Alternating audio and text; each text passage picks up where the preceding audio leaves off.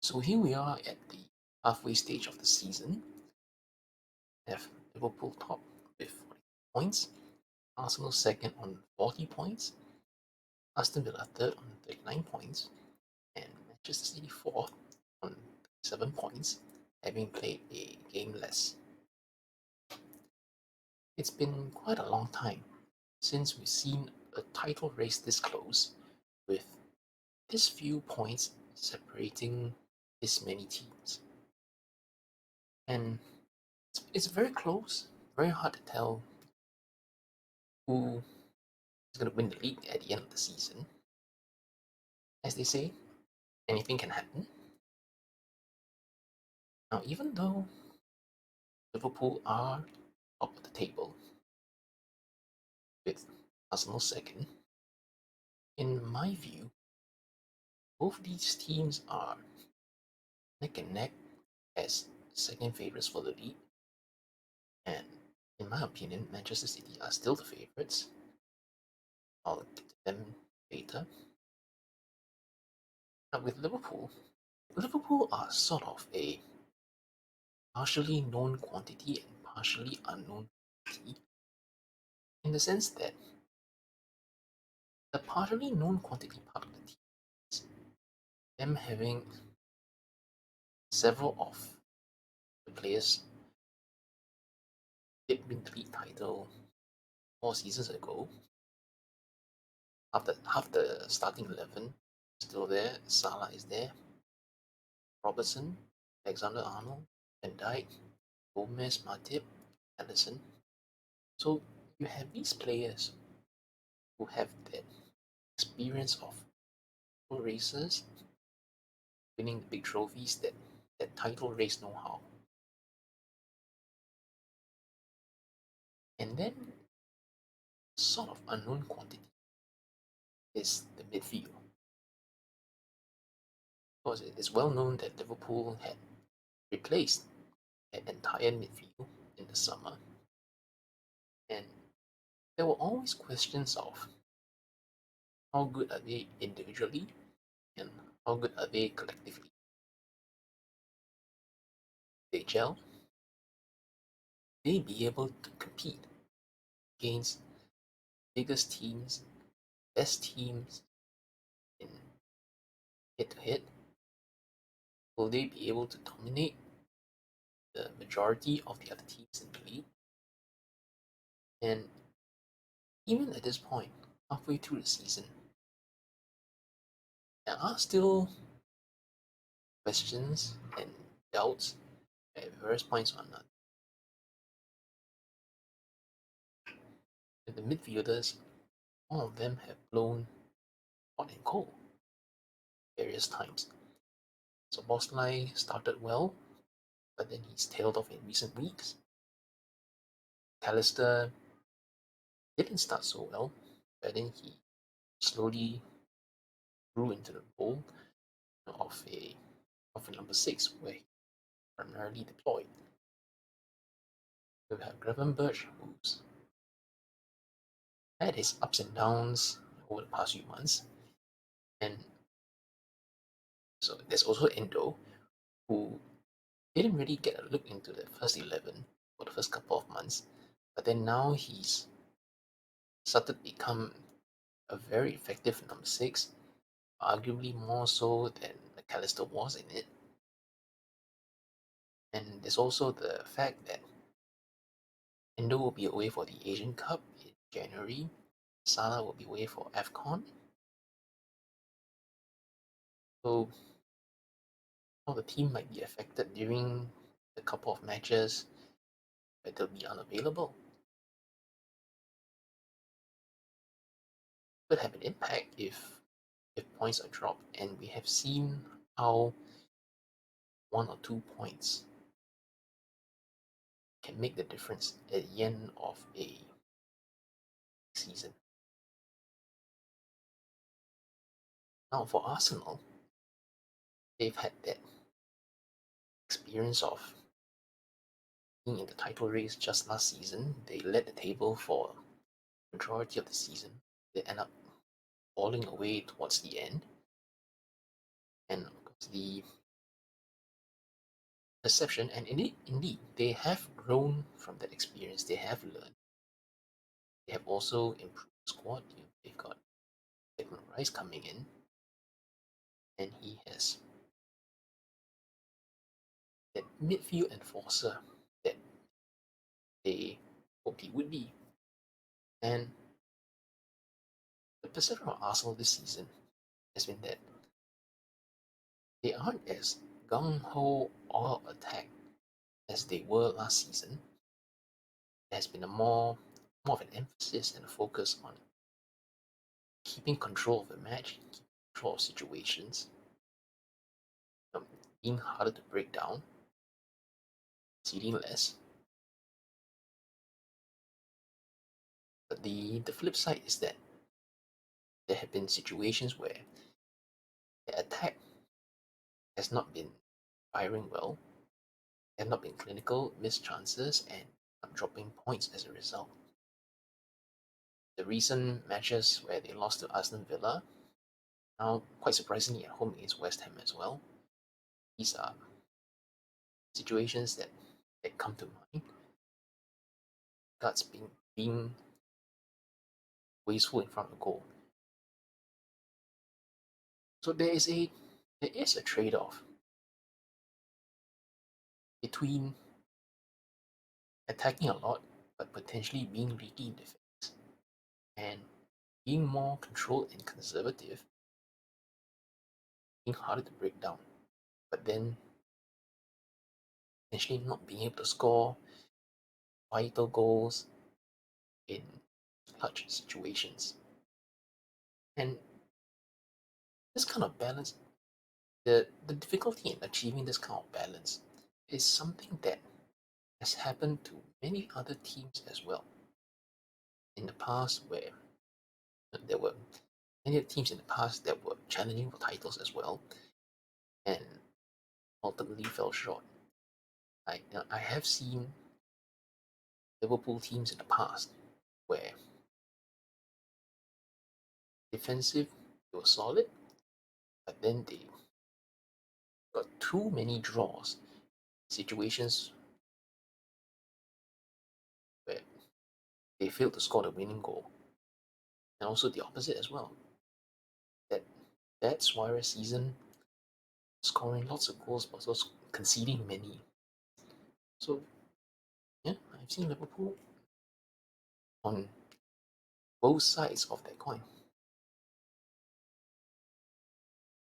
Aston Villa are the surprise package, dark horse in all of this. No one anticipated that they would be in the top three at this point in the season. That they would having this look in, have potentially being in the title race. The run of form that they had, primarily powered by that extremely good home record that they had start of season till now, including the fact that they beat Arsenal, they beat Manchester City, and points like these against the teams that at this point are around them made a very big difference. If it hadn't been for these two wins, they would have been looking at 35 points and 33 points.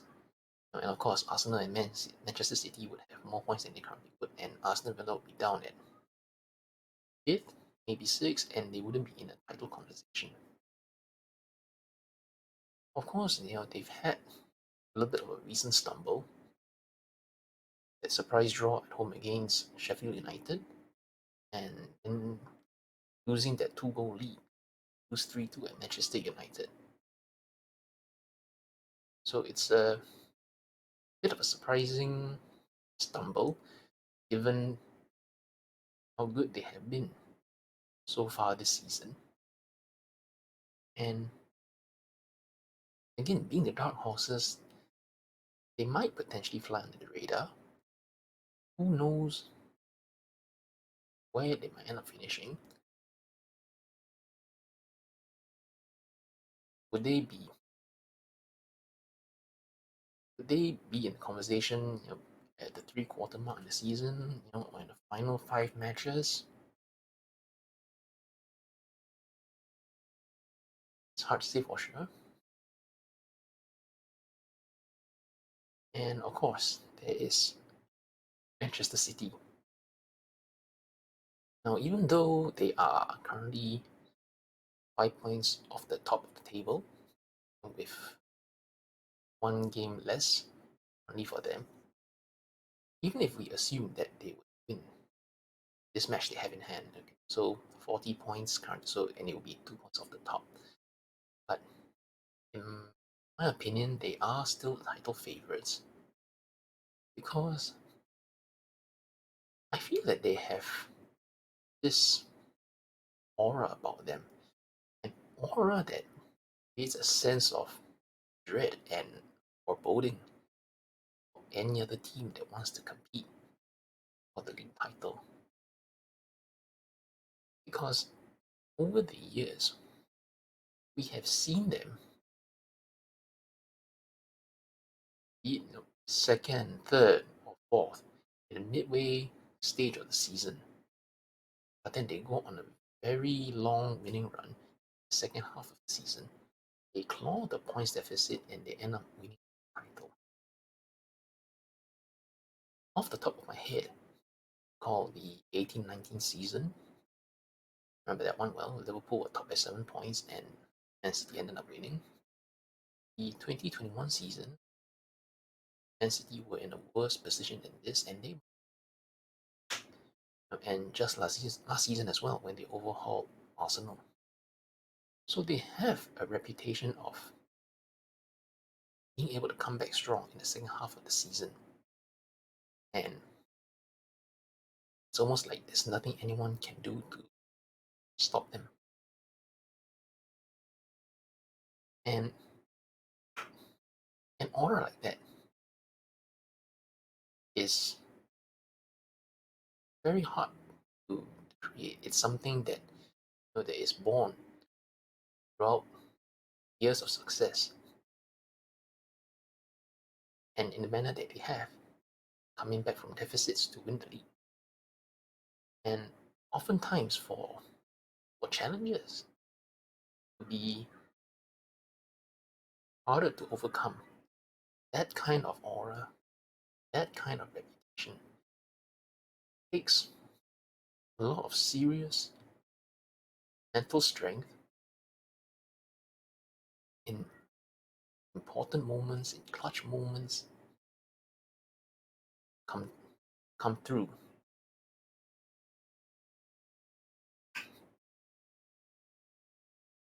In the past few years, in fact, only Liverpool have been able to win a league title apart from Man City, and that was in that one season where Liverpool started incredibly strong, won 26 out of the opening 27 matches, and they were something like 14, 15 points clear of Man City at around the midway part of the season, such an extent where people said, yeah, not even Man City can claw that back. But when we're looking at a gap of 5 points, as it is, people still look at Man City as the favourites because they are well capable of clawing back a deficit of this amount. But 19 more matches till the end of the season, 20 in Man City's case, and it's a very tight title race. We have seen all four teams at the top drop points in surprising situations, matches where think that they're expected to win, up drawing or losing, and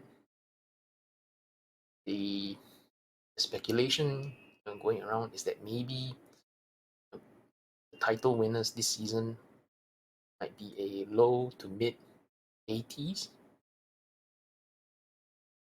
might not be 90 points, possibly.